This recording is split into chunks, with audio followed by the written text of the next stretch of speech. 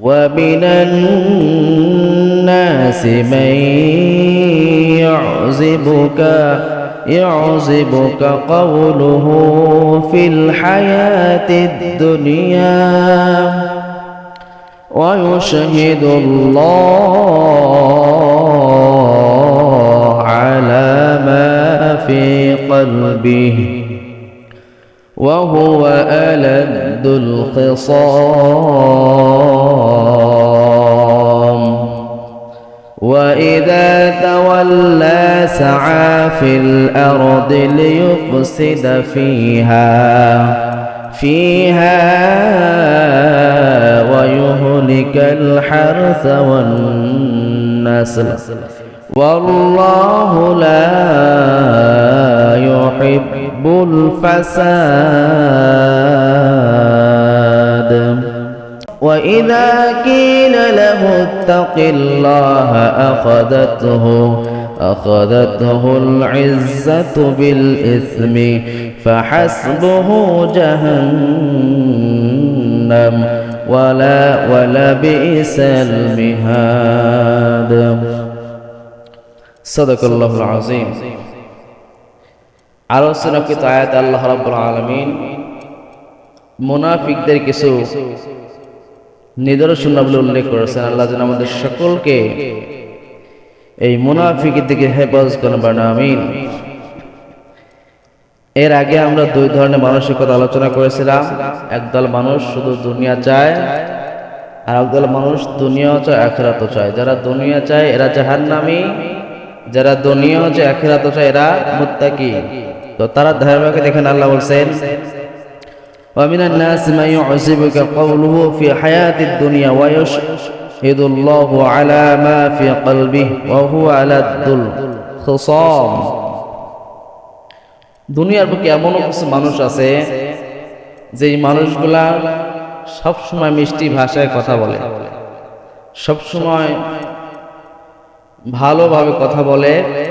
মানুষ মনে করে এই মানুষটা মনে হয় সব চাইতে ভালো মানুষ, এত সুন্দর করে গোছালো হয়ে কথা বলে। মানুষ ভাবে এর চাইতে ভালো মানুষ মনে হয় আর পৃথিবীতে নাই। আল্লাহ বলছেন ওয়া হুয়া আদাল্লুল খিসাল, এরা দুনিয়ার মধ্যে সব চাইতে বড় ঝগড়াটে, দুনিয়ার বুকে সব চাইতে বড় ঝগড়াটে। আয়াতের শানে নজুল রাসূল সাল্লাল্লাহু আলাইহি সাল্লামের জামানায় আখনাস ইবনে সুরাইক একজন ব্যক্তি, উনি রাসূল সাল্লাল্লাহু আলাইহি ওয়াসাল্লামের দরবারে যাওয়ার পর রাসূল সাল্লাল্লাহু আলাইহি সাল্লামকে বলতেছেন, ইয়া রাসূলুল্লাহ, ইয়া হাবিবাল্লাহ, আজ হোক কাল হোক একদিন আপনাকে নবী বলে মেনে নিতে হবে। আপনাকে নবী মানা ছাড়া আল্লাহকে রাজি ও খুশি করা যাবে না। হে রাসূল, আল্লাহ রাব্বুল আলামিন মহান, আল্লাহ সব চাইতে দামি। আল্লাহ রাব্বুল আলামিন যে আদেশগুলা করেছে, যে নিষেধগুলা করেছে, এই আদেশগুলা নিষেধগুলা পরিপূর্ণ আমল নিয়ে আসতে হবে। আল্লাহ রাব্বুল আলামিন বান্দাকে যেইভাবে চলতে বলছে ওইভাবে চলা লাগবে। রাসূল সাল্লাল্লাহু আলাইহি সাল্লামের সামনে তো সুন্দরভাবে মিষ্টি ভাষায় কথা বলতেছিলেন। রাসূল সাল্লাল্লাহু আলাইহি সাল্লামকে বলেন, ইয়া রাসূলুল্লাহ, ইয়া হাবিবাল্লাহ, আমি আপনার নিকট মুসলমান হতে চাই, ইসলাম ধর্ম গ্রহণ করতে চাই। অনেক দিনের আগ্রহ আমার ইসলাম ধর্ম গ্রহণ করা। ইসলাম ছাড়া কোনো পথ নাই। ইসলামই মানুষের একমাত্র বাঁচার পথ। জাহান্নাম থেকে মুক্তির জন্য, জান্নাত লাভের জন্য, দুনিয়ায় শান্তিময় করার জন্য একমাত্র পথ হচ্ছে ইসলাম। এই বান্দা রাসূল সাল্লাল্লাহু আলাইহি সাল্লামের সামনে এত মিষ্টি মিষ্টি কথা বলার পর যখন রাসূল সাল্লাল্লাহু আলাইহি সাল্লাম থেকে বিদায় নিয়ে বাড়ির দিকে রওনা দিলেন, এই মানুষটা রাস্তার মধ্যে এসে অসংখ্য মানুষের সাথে ঝগড়ায় লিপ্ত হয়ে গেল। শুধু ঝগড়ায় লিপ্ত হয় নাই, এরা গাছপালা ফসলগুলা এক এক করে কেটে কেটে অনেক সাহাবীর ফসলগুলা এই ব্যক্তি একাই নষ্ট করে দিল। অনেক ফসল, যেই ফসলটা সামনে তুলবে এত পাকা ফসল, ওই সময় ওই বান্দা ওই ফসলের জমি থেকে এক এক করে ফসলগুলা কেটে কেটে, শুধু তাই নয়, তাফসীরে কিতাবের মধ্যে আসছে এই ব্যক্তি শুধু ফসল এবং গাছের ক্ষতি করে নাই। এই বান্দারা কি করছে, এই বান্দা ঘোড়া ছিল পাশেই বাঁধা, এই ঘোড়ার 4টা পা কেটে ঘোড়ার পা গুলা আলাদা করে এরপর ওখান থেকে বিদায় নিয়ে চলে যায়। তখন আল্লাহ সরাসরি আয়াতটা নাজিল করে দিলেন, এই নবী সমাজের মধ্যে এমন কিছু মানুষ আছে, আপনার আশেপাশে এমনও কিছু মানুষ আছে যে এই মানুষটা আপনার কাছে মনে হয় খুব ভালো, আপনার কাছে মনে হয় এর চাইতে ভালো মানুষ মনে হয় আর হতে পারে না।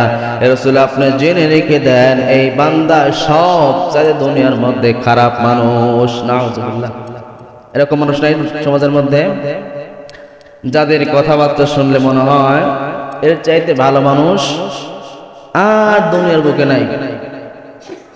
এ সব চাইতে ভালো মানুষ, এ সব চাইতে ভালো মানুষ। এর কথা আল্লাহ সম্পর্কে এমন সুন্দর সুন্দর কথা বলবে, ইসলাম সম্পর্কে এমন কথা বলবে, আপনি মুগ্ধ হয়ে যাবেন। কি মুক্তা, মানে মুখ দিয়ে মিষ্টি মিষ্টি ঝরতেছে, মুক্তা ঝরতেছে জবান দিয়ে, এত সুন্দর কথা, অথচ তার মধ্যে আমল নাই। কি নাই? সে নিজে আমল করে না, সে নিজে আমল করে না, অথচ এর মনের মধ্যে থাকে শয়তানি এবং ঝগড়াটে মনোভাব, যেটা পরবর্তী সময় এটা প্রকাশ করে দেয়। পরবর্তী সময় এটা কি করে দেয়? প্রকাশ করে দেয়। এই আয়াতের 2টা অর্থ আছে। 1 নম্বর অর্থ, আল্লাহ রাব্বুল আলামিন এই যে মানুষের কথা বলেন, যে এই মানুষটা দুনিয়ায় থাকা অবস্থায় যখন ভালো ভালো কথা বলে এবং সেখান থেকে বের হয়ে গিয়ে সবচেয়ে নিকৃষ্ট কাজগুলো সমাজের মধ্যে করে বেড়ায়, আল্লাহ বলেন এই ব্যক্তি সমাজের মধ্যে সবচেয়ে নিকৃষ্ট ব্যক্তি। এর 2টা উদ্দেশ্য আছে এই কাজগুলা করার। 1 নম্বর উদ্দেশ্য, সমাজের মানুষের কাছে ভালো থাকতে চায়, সমাজের মানুষ থেকে কিছু হাসিল করার জন্য আপনি একজন মানুষের সম্পদ হাসিল করতে চান, আপনি একজনের বাড়ি থেকে লুণ্ঠন করতে চান, আপনি একজনের বাড়ি থেকে ডাকাত দিতে চান। আপনি হঠাৎ করে চাইলেই ডাকাত দিতে পারবেন না, আপনি চাইলে হঠাৎ করে চুরি করতে পারবেন না। আপনি একজনকে মারতে যাচ্ছেন, প্রতিশোধ নিতে চাচ্ছেন, হঠাৎ করে চাইলে আপনি প্রতিশোধ নিতে পারবেন না। এই জন্য কি করা দরকার? ওর সাথে একটা গভীর সম্পর্ক গড়ে তোলা দরকার। যেতে বান্দা মনে করে এর চাইতে ভালো মানুষ মনে হয় আমার কাছে আর কেউ হতে পারে না। পত্রিকার দিকে তাকান, অসংখ্য পত্রিকায় মাঝে মাঝে এসে যায়, বন্ধু বলছে বন্ধুরে আয়, তুই আমার সব চাইতে কলিজার টুকরা বন্ধু। বন্ধুকে আপন বানায় কলা কৌশলে এত সুন্দর করে মহাব্বতের খাতিরে বন্ধুকে ডেকে নিয়ে বন্ধুর কাছে থেকে ফোন সহ টাকা পয়সা সমস্ত কিছু চিন্তাই করে বন্ধুকে হত্যা করে জঙ্গলের মধ্যে ফেলে দিয়ে আসে। 1টা নয় 2টা নয়, অসংখ্য পত্রিকা নিউজ তালাশ করলে প্রতিদিন এইরকম নিউজ 2-1টা বের হতেই আছে। তার মানে উদ্দেশ্য কি? উদ্দেশ্য ভালো না, উদ্দেশ্যের মধ্যে কি আছে? ভেজাল আছে। 1 নম্বর উদ্দেশ্য, মনের মধ্যে প্রশান্তি নিয়ে আসা। এই বান্দাগণ মানুষের সাথে এমন সুন্দর আচরণ করে, এর মধ্যে এমন ভাবে বলে যে এই নামাজ আদায় করলে মনের মধ্যে শান্তি আসে, মনের মধ্যে মহাব্বত তৈরি হয়, নামাজ পড়লে তৃপ্তি আসে।